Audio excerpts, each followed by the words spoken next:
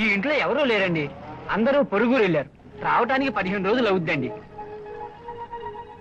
రాజు అని ఒక ఆయన ఇంట్లోనేగా ఉన్నారు.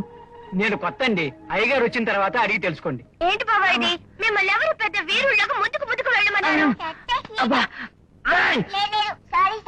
ఏం బావా, మీరు హెడ్ కానిస్టేబుల్ కదా, వీళ్ళిద్దరు ఎద్దుల్లో ఉన్నారు కదా, వీళ్ళలో ఎవరో ఒకళ్ళు వెళ్ళమనొచ్చుగా. ఎవరిని వెళ్ళా? మామూలు ఉసుళ్ళకు మాత్రం వీళ్ళు ముందుగా వెళ్తారు. మిగతా విషయాలు తనులు తినడానికి నన్ను ముందుగా దోషేస్తారు. ఇలా చూడండి బావా, నాకు మీ ఒళ్ళే ముఖ్యం. మీరు మీ ఉద్యోగానికి రాజీనామా ఇచ్చేయండి. నేను కావాలంటే పళ్ళ కొట్టుకు ముందు ఒక కుడువుల కొట్టు ఓపెన్ చేస్తాను. కుడుగులు కొట్ట? అవునరా, నీ పెళ్ళం కుడువులు బాగా చేస్తుంది. అయ్యో మంచి రాబడి వస్తుంది. అయ్యో వద్దు, ఇంకెన్నిసార్లు దెబ్బలైనా పర్లేదు, కాపడంతో సరిపెట్టుకోవచ్చు. ఒక్క పళ్ళ కొట్టు చాలు, కుడుగులు కొట్టు వద్దనే వద్దు. అబ్బా కొంచెం ఆగండి అయ్యా, వీరస్థానం రానివ్వండి. ఏమండి, ఈ రసం ప్రతిరోజు కరెక్ట్ గా వచ్చి చూడండి. ఈవేళ ఏమైందో ఏంటో. అది మాత్రమే కాదండి, వీరాసం చౌడతమ్మా, వాడు ఉన్నా ఒకటే లేకపోయినా ఒకటే, అందుకని మనమే వెళ్ళి పట్టుకున్నామండి. బుద్ధి లేకుండా మాట్లాడకండి అయ్యా, మనం పట్టుకోబోయేది తలలో తీసే తాండవరాయండి. వాడెప్పుడు చేతులు కత్తులు కటార్లు పట్టుకుని తిరుగుతూ ఉంటాడు. పోలీసులు వచ్చారని కానీ అట్టాసం చేస్తాడు. మిమ్మల్ని ముందు వెళ్ళమంటే వెళతాడా? అదే వీరస్వామి అయితే అమాయకుడు, నేను చెప్పగానే ఎంతమంది ఎదురుగా ఉన్నా కళ్ళు మూసుకుని గుడ్డిగా ముందుకెళ్ళి నుంచుంటాడు. వాడు రౌడీలు కొట్టేటప్పుడు మనం రౌండ్ అప్ చేసి పట్టుకోవచ్చు కదా. కరెక్ట్ అండి, ఎప్పుడు ఏ రాసం దెబ్బలు తినే కేసానండి మనకు సక్సెస్ అవుద్దండి. అదేంటో అలా కలిసి వచ్చేస్తుందండి. అమ్మా వెళ్ళరా, డ్యూటీకి వెళ్ళలేదా? లోపలికి మాట్లాడుకోవచ్చు. డ్యూటీకి వెళ్తాను వెళ్ళాడే. ఉండరా. అమ్మా స్టేషన్ నుంచి ఎవరైనా వచ్చి వీరాస్వామి ఏడని అడిగితే పొరుగురు వెళ్ళాడు, ఈ రోజు డ్యూటీలోకి రాలేడని చెప్పేసి. ఒరే ఒరే, ఎందుకు ఏమిటని వివరం చెప్పరా. ఎందుకు ఏమిటో అడక్క, వీరాస్వామి పొరుగురు వెళ్ళాడు, ఈ రోజు డ్యూటీలోకి రాడని చెప్పేసి. తలుపు ఎలాంటి పరిస్థితుల్లో తీబాక. ఒరే ఒరే, నీ పార్టీకి నువ్వు తలిపేస్తున్నావు. కొట్టు చూసుకోవడానికి మనుషులు వద్దా? నీ పెళ్ళ లోపల నుండి బయట రమ్మను. నా పేడ కదా, పర్లేదు, సౌకర్యంగానే ఉంటుంది. Go in side. Next. Sir ఎలాగైనా నువ్వు ఎస్ఐ పోస్ట్ కి సెలెక్ట్ చేయండి సార్. ఎన్నిసార్లు చెప్పాలా నీకు? స్టూపిడ్ లా ఉన్నావే. అరే మళ్ళీ వచ్చి ప్రాణాలు తీసేస్తున్నావు. ఇదివరకే నువ్వు ఒకసారి కేసులో జైలుకి వెళ్ళొచ్చావు. నీలా జైలుకి వెళ్ళొచ్చిన వాళ్ళు పోలీస్ డిపార్ట్మెంట్ లో చేర్చుకోకూడదని స్ట్రిక్ట్ గా రూల్స్ ఉన్నాయి. అవేవి తెలియకుండా కాళ్ళ వేళపడి ఎలాగైనా సెలెక్ట్ చేయమని బతిమాలితే ఏమిటే అర్థం? Get out, get out. అమ్మా, ఏం బాబు, మావయ్య పోలీసే కదా? అవును బాబు, నేను పెద్దవాడినయ్యాక మావయ్యలాగానే పెద్ద పోలీస్ ఆఫీసర్ని కావాలి. అదేనమ్మా నా లక్ష్యం.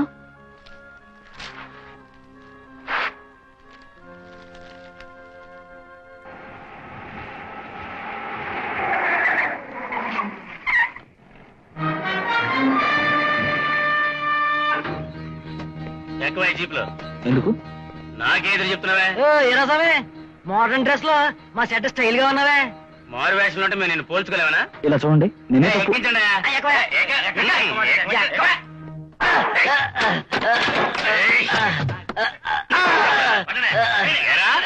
పోలీసులను కొట్టే లెవెల్కి వచ్చావా? లోపలికి రారండి, ఎముకలు తలలు తీసే తాండవాడు ఎక్కడ ఉన్నాడు? ఆ వారు తెలిసి నువ్వు ఇక్కడికి వచ్చావు? నిజం చెప్పు, ఎక్కడ వాడు? నేను చెప్పను. చెప్పవా? ఓయ్, నిజం చెప్పే వరకు మైకిల్ కొట్టండియా. నీకు కొంచెం పౌరుషుందా? ఆ రోజు వీడు కూడా నేను తుక్కు కింద కొట్టాడే. వేడితో కలిసి నన్ను తగిలించకుండా వేడుకు చూస్తున్నావే. ఇలా చూడండి, నన్ను మీరు అపార్థం చేసుకుంటారు.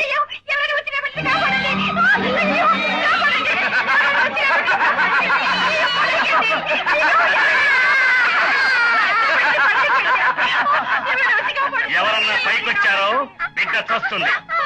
10 నిమిషాలు టైం ఇస్తున్నాను. ఆలోగా వాళ్ళని రిలీజ్ చేసి మేము వెళ్ళడానికి బండి ఏర్పాటు చేయండి. అయ్యో, నా బిడ్డను ఏం చేస్తాడో ఏమో. అయ్యా, మీకు చేతులెత్తి దండం పెడుతున్నానయ్యా. అయ్యా, మీ కాళ్ళు పట్టుకుంటాను. నా బిడ్డని కాపాడండి అయ్యా. ఏమిటి ఆలోచిస్తున్నారు? ఎవరో కదా పోతే పోనీ. అయ్యో, చూస్తూ నించున్నారేమయ్యా. నా బిడ్డని కాపాడండి అయ్యా. నా బిడ్డని కాపాడండి. చంపేస్తాడు ఏమో. అయ్యా, కాపాడండి అయ్యా. నా బిడ్డని కాపాడండి. అయ్యో, నా బిడ్డని కాపాడండి. ఇలా చూడవయ్యా, ఇప్పటికి 2 నిమిషాలు అయిపోయింది. నా బిడ్డని కాపాడండి. నా బిడ్డని కాపాడండి. అయ్యో, రాయుడు, ఈసారి ఖచ్చితంగా తప్పించుకోలేవు. బిడ్డని కింద కుదిరిపెట్టు, లేదా నిన్ను కాల్చి పారేస్తాను. ఇప్పుడు కాల్చు, కాల్చవయ్యా, కాల్చరా. ఏమయ్యా, కంట్రోల్ రూమ్ ఇన్ఫార్మ్ చేశారా? లేదు సార్. అవి చేయకండి, తప్పుకోరా. మీరిద్దరు వెనక వైపు నిల్చోండి.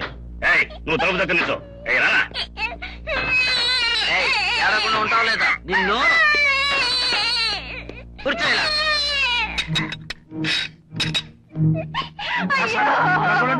అయ్యో.